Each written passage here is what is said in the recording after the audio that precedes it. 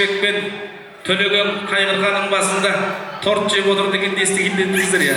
Бірақ бүгінгі жастар бағытта 21-ші ғасыр осы біздің Ерлат пен Аружанға дайындалған 5 қатарды тәтті балғышы бір қошемет ұрып қойсаңыздар болады, қадірменді ағайын. Қошемет ұрып қойыңыздар қарыздар.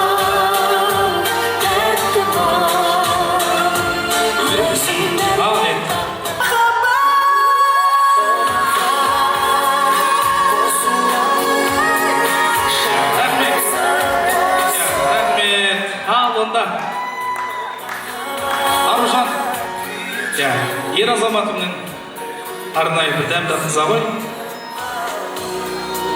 Жігіттер аймайлаймыз, олаймыз.